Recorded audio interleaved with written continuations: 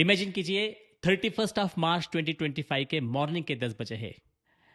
आपको care giver की application submit करनी है और आपके पास सारी इंफॉर्मेशन और सारे डॉक्यूमेंट्स रेडी है। आपके साथ साथ हजारों वो लोग बैठे हैं कंप्यूटर के सामने उनके डॉक्यूमेंट और उनकी इंफॉर्मेशन लेके। मॉर्निंग के 10 बजे गए हैं और रेस चालू हो गई। आपने लॉगिन किया, आपने इन्फॉर्मेशन फिलअप करना चालू किया, अपने डॉक्यूमेंट्स अपलोड करना चालू किया और सडनली आपको पता चलता है कि आईआरसीसी ने ऐसा एक डॉक्यूमेंट मांगा है जो आपके पास अभी नहीं है और वो आपके एम्प्लॉयर से आपको मिलना चाहिए। आपने इमीडिएटली एम्प्लॉयर को कॉल किया, एम्प्लॉयर ने भी वो डॉक्यूमेंट फिगर आउट करके आपको भेज दिया और अपने डाउनलोड करने के बाद उस डॉक्यूमेंट को अपने सीआईसी पोर्टल में अपलोड कर दिया। ये बहुत टाइम सेंसिटिव इश्यू है, आपका थोड़ा सा टाइम वेस्ट हो गया। शायद इस दौरान आपके कॉम्पिटिटर, आपके बाकी एप्लीकेंट से उन्होंने एप्लीकेशन फिलअप कर दी, सबमिट कर दी और प्रोग्राम क्लोज हो गया और आप रहे विदाउट सबमिशन। तो ये पॉसिबल सिचुएशन हो सकती है अगर आप वेल प्रिपेयर नहीं हो तो। इसको अवॉइड करने के लिए आज मैं एक वीडियो लेके आया हूं जिसमें मैं आपको पूरी डॉक्यूमेंट चेकलिस्ट एक्सप्लेन करूंगा कि ये डॉक्यूमेंट क्या है और ये डॉक्यूमेंट क्यों चाहिए। So let's start. तो चलो डिटेल में बात करते हैं, प्रोग्राम के बेसिक्स फाइंड आउट करते हैं। ये प्रोग्राम 2 फेज में एक्सेप्ट होगा। पहले फेज में ये वर्कर्स इन कनाडा की एप्लीकेशन एक्सेप्ट करेंगे। इंपॉर्टेंट है कि आपके पास वैलिड वर्क परमिट या मेंटेनेंस स्टेटस होना चाहिए और कुछ एक्सेप्शनल सिचुएशन में आपके पास प्रीवियसली इशू किया हुआ वर्क परमिट की कॉपी होनी चाहिए। ध्यान दीजिए, ये वर्कर्स के लिए प्रोग्राम है, तो अगर आप स्टूडेंट हो तो आप इस प्रोग्राम के लिए अप्लाई नहीं कर सकते हो। सेकेंडली, बहुत ही इंपॉर्टेंट इन्फॉर्मेशन आपको चाहिए, बहुत ही इंपॉर्टेंट डॉक्यूमेंट है, वो है आपकी इंग्लिश प्रोफिशिएंसी। अगर आपके पास IELTS जनरल ट्रेनिंग है, अगर आपके पास सेल्पिफ जनरल है या PTE कोर है, तो आपके पास 4 CLB की इक्विवेलेंट इंग्लिश प्रोफिशिएंसी होनी चाहिए। तो ये ध्यान में रखना कि आपका test result issued within last 2 years. Education it's very very important. आपको ग्रेड 12 की मिनिमम एजुकेशन चाहिए। इस एजुकेशन डॉक्यूमेंट के लिए आपको ECA रिपोर्ट होना बहुत ज़रूरी है। तो अगर आप हाई स्कूल डिप्लोमा की डॉक्यूमेंट लगा रहे हो तो आपको ग्रेड 12 के सर्टिफिकेट और मार्कशीट चाहिए। इसके साथ साथ आपको ECA रिपोर्ट चाहिए। मेक श्योर करना आपका ECA report with in 5 years में इशू किया हुआ हो तो ये वैलिड होगा। अगर आपकी कैनेडियन एजुकेशन है तो आपको कैनेडियन एजुकेशन के लिए आपको कैनेडियन एजुकेशन का कोर्स कंप्लीशन लेटर, आपका डिप्लोमा सर्टिफिकेट और आपके ट्रांसक्रिप्ट चाहिए। अभी हम वर्क एक्सपीरियंस के बारे में बात करेंगे। बहुत सिंपल सा क्राइटेरिया रखा है उन्होंने वर्क एक्सपीरियंस के बारे में। अगर आप चाइल्ड केयर के स्ट्रीम में अप्लाई करना चाहते हो तो आपको 6 मंथ का एक्सपीरियंस चाहिए as a child care giver, nanny या बेबी सिटर का। अगर आपके पास अर्ली चाइल्डहुड एजुकेटर असिस्टेंट का एक्सपीरियंस है, such as day care assistant या प्ले स्कूल असिस्टेंट, वो भी चल जाएगा। अगर आप होम सपोर्ट वर्कर या सीनियर केयर गिवर कैटेगरी में अप्लाई कर रहे हो तो आपको सीनियर केयर गिवर का एक्सपीरियंस चाहिए 6 महीने का, या फिर आपको nurse aide, personal support worker, इस तरीके का एक्सपीरियंस चाहिए। अगेन, इसमें भी दोनों एक्सपीरियंस कंबाइन कर सकते हो, मिक्स कर सकते हो, लेकिन दोनों एक्सपीरियंस में गैप नहीं चाहिए। ये सारा एक्सपीरियंस आप विद इन कनाडा या आउटसाइड ऑफ कनाडा भी गेन कर सकते हो, लेकिन आपको उसको प्रूव करना पड़ेगा। ध्यान रखिए, ये सिर्फ एक्सपीरियंस है। अगर आपको अर्ली चाइल्डहुड एजुकेटर असिस्टेंट की जॉब ऑफर मिलती है या फिर आपको पर्सनल सपोर्ट वर्कर की जॉब ऑफर मिलती है तो इस प्रोग्राम के लिए वो वैलिड नहीं होगी। एक्सपीरियंस को प्रूफ करना बहुत इंपॉर्टेंट है। उसके लिए क्या क्या डॉक्यूमेंट चाहिए?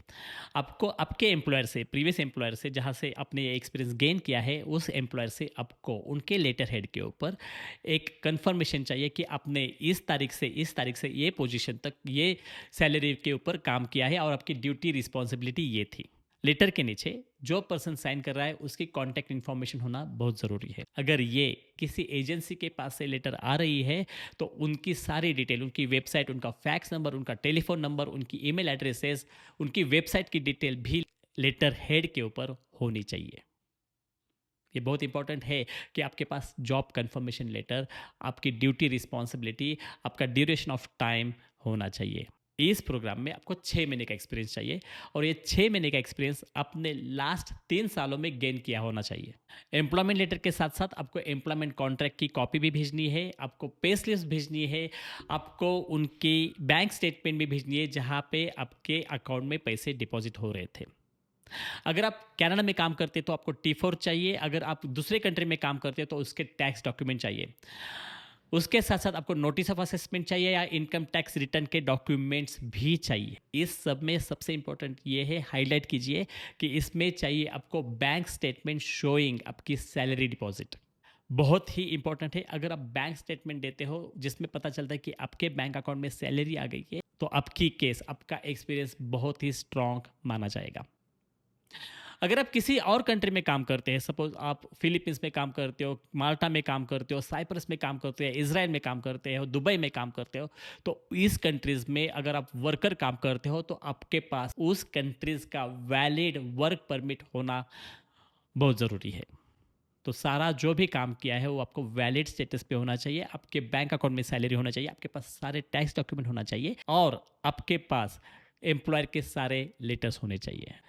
ये बहुत ही इंपॉर्टेंट है, इसकी वजह से आपकी एप्लीकेशन अप्रूव होने के चांसेस बढ़ जाते हैं। अगर किसी कारण आपके पास एक्सपीरियंस नहीं है लेकिन लास्ट 2 सालों में आपने केयर गिवर की ट्रेनिंग ली है, आपने PSW की ट्रेनिंग ली है, आपने अगर नर्स एड की ट्रेनिंग ली है, अगर आपने हेल्थ केयर एड की ट्रेनिंग ली है, तो भी आप एलिजिबल हो सकते हो।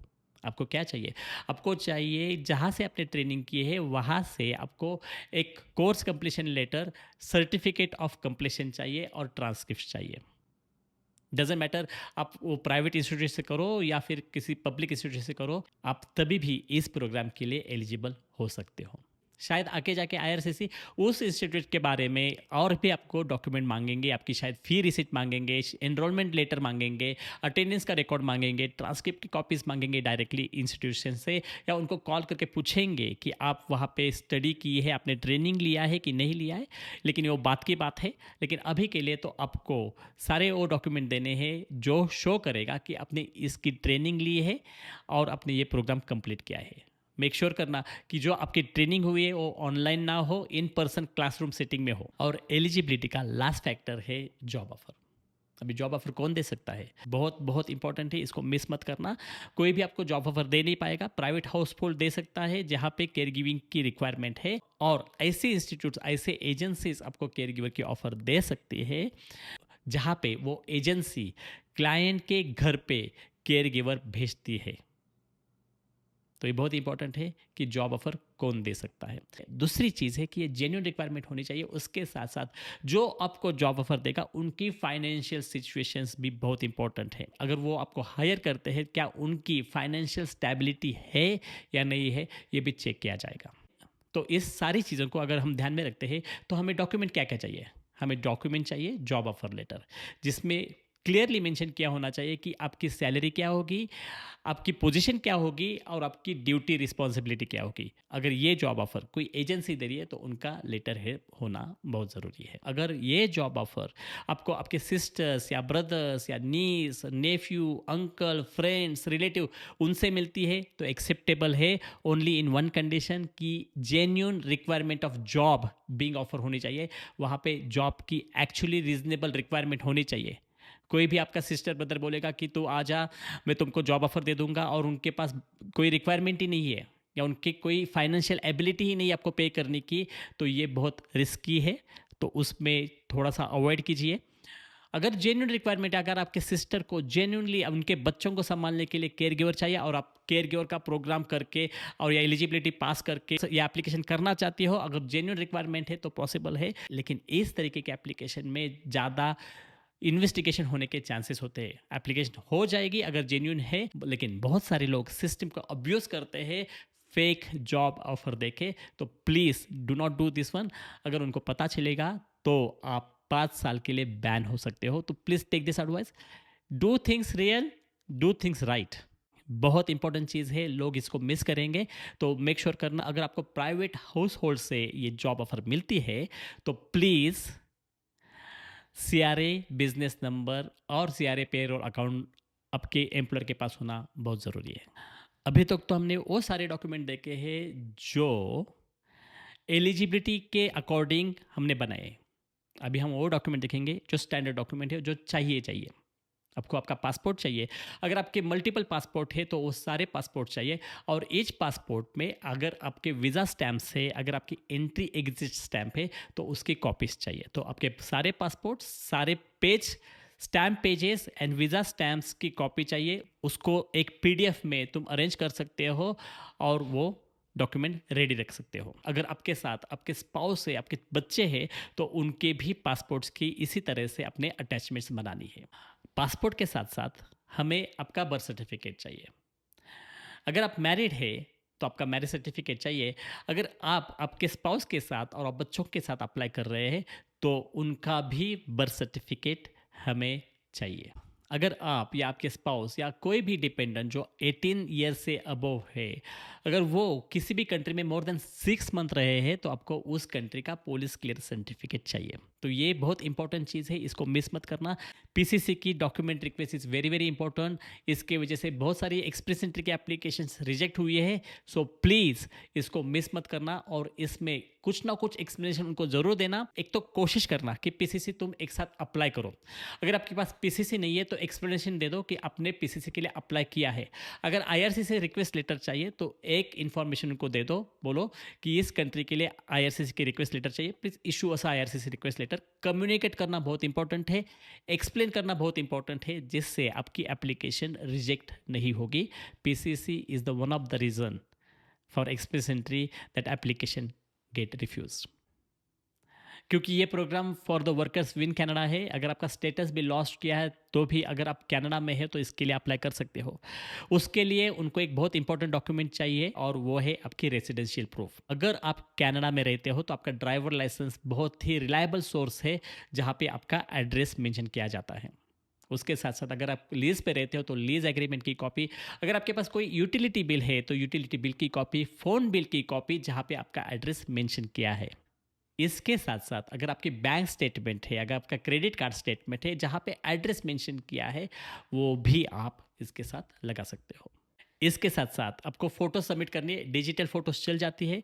फ़ोटो की वैलिडिटी, अगर फ़ोटो आपने निकाली है वो 12 महीने के अंदर की फ़ोटोज़ होनी चाहिए।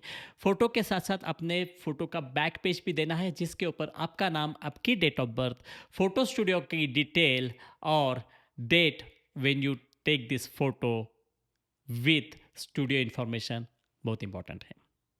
और फाइनली फीस पेमेंट। आपके एप्लीकेशन में जितने लोग हैं उसी के हिसाब से आईआरसीसी खुद कैलकुलेट करेंगे कि आपको कितनी फीस पे करनी है। मोस्ट ऑफ द टाइम आपके पास ऑप्शन होता है कि आपने सिर्फ प्रोसेसिंग फीस पे करनी है या फिर आरपीआरएफ फीस भी पे करनी है एक साथ। तो check whatever suitable for you, आप सिर्फ प्रोसेसिंग फीस भी पे कर सकते हो। अगर आपने पीआर के लिए कभी भी बायोमेट्रिक नहीं की है तो बायोमेट्रिक फीस को भी इंक्लूड करना। और अगर आपको लगता है कि एप्लीकेशन फास्ट प्रोसेस हो तो आप आरपीआर फीस भी एक साथ ही इंक्लूड करना। हालांकि ये मैंडेटरी नहीं है लेकिन हम रिकमेंड करते हैं जिसमें ऑफिसर का और आपका दोनों का टाइम बच जाता है। अगर हम फॉर्म की बात करें तो IMM 0008 फॉर्म एक जनरल एप्लीकेशन फॉर्म है, वो आपको फिलअप करना है एज अ प्रिंसिपल एप्लीकेंट। और उसी एप्लीकेशन में, उसी फॉर्म में डिपेंडेंट अकम्पनिंग स्पाउस की भी इंफॉर्मेशन आपको इंक्लूड करनी है, आपके बच्चों की इंफॉर्मेशन भी इंक्लूड करनी है। इसके साथ साथ IMM 5669 फॉर्म जो कि बैकग्राउंड डिक्लेरेशन है, वो सारे लोगों का चाहिए, अकम्पनिंग हो नॉन अकम्पनिंग हो, 18 ईयर से ज़्यादा हो, आपके एप्लीकेशन में मेंशन किया हो, उन सारों की बैकग्राउंड डिक्लेरेशन चाहिए। ये फॉर्म पीडीएफ फॉर्म का वर्जन होता है। ये फॉर्म आपको प्रिंट करके साइन करके अपलोड करना है। तीसरा फॉर्म है IMM 5662 योर ट्रैवल। इसमें आपकी इन्फॉर्मेशन, आपके स्पाउस की इन्फॉर्मेशन जाएगी कि आपने कहाँ कहाँ पे ट्रैवल किया है। बहुत इंपॉर्टेंट है। अगर इस ट्रैवल हिस्ट्री में अगर आप किसी भी कंट्री को मोर देन 6 मंथ आपने विजिट किया है तो उस कंट्री की इस बेसिस के ऊपर उस कंट्री की आपको पीसीसी रिक्वायरमेंट आ जाएगी। तो ये बहुत इंपॉर्टेंट है। देखिए कि आपने कहाँ कहाँ पे ट्रैवल किया है, या आपके पीसीसी की रिक्वायरमेंट को हाईलाइट करती है। उसके बाद IMM 5406 फॉर्म ऑनलाइन फॉर्म है। इसमें आपकी फैमिली की सारी इन्फॉर्मेशन जाएगी, आपके स्पाउस की फैमिली की सारी इन्फॉर्मेशन जाएगी, और आपके डिपेंडेंट है जो कि 18 साल से ऊपर है उनके भी फैमिली की पूरी इन्फॉर्मेशन जाएगी। अभी बहुत इंपॉर्टेंट फॉर्म है। ये फॉर्म सिर्फ आपके लिए हो सकता है क्योंकि आप केयर गिवर प्रोग्राम के लिए अप्लाई कर रहे हो। आपको schedule 21 home care worker immigration pilot, ये फॉर्म IMM 0271 इसको फिलअप करना है। और इसके साथ अगर आपका एम्प्लॉयर प्राइवेट हाउस होल्ड है तो उन्होंने IMM 0267 और बिजनेस एजेंसी है, केयर गिवर एजेंसी है, उन्होंने IMM 0268 फॉर्म सबमिट करना है। अगर आप किसी थर्ड पार्टी को रिप्रेजेंटेटिव को अपॉइंट करना चाहते हो तो यूज़ ऑफ रिप्रेजेंटेटिव फॉर्म तुम फिलअप कर सकते हो। Paid representative, unpaid representative, family members, friends, कोई भी आपको इस एप्लीकेशन के लिए रिप्रेजेंट कर सकता है। अगर आपको चाहिए तो you can use of representative form. इस वीडियो में मैंने ट्राई किया है कि आपको सारी इन्फॉर्मेशन दे दे। डॉक्यूमेंट चेकलिस्ट मैंने एक्सप्लेन किए है, डॉक्यूमेंट क्यों चाहिए वो भी मैंने एक्सप्लेन किया है, डॉक्यूमेंट क्या चाहिए वो भी मैंने एक्सप्लेन किया है। प्रोग्राम कॉम्पिटिटिव है, I don't want you to miss your chance. Get ready for this. ये प्रोग्राम बहुत ही क्विक फिलअप हो जाएगा, रीच हो जाएगा। 2750 एप्लीकेशन इन वन कैटेगरी वो एक्सेप्ट कर रहे हैं। तो बहुत सारे लोग इस प्रोग्राम के लिए वेट कर रहे थे, सारे लोग प्रोग्राम के लिए रेडी रहेंगे। तो ये बहुत ही कॉम्पिटिटिव है। Do not waste your time, get things ready and ready for this application submission. अगर आपको कोई भी हेल्प चाहिए, कोई भी इन्फॉर्मेशन चाहिए, प्लीज़ कमेंट बॉक्स में डाल दीजिएगा। I am always available from next 3-4 days. I will reply back to you. आपको बहुत सपोर्ट करेंगे, मैं और मेरी टीम हमेशा आपके लिए आपके साथ रहेंगे। होपफुली आपको ये इन्फॉर्मेशन यूजफुल हो। Have a nice day.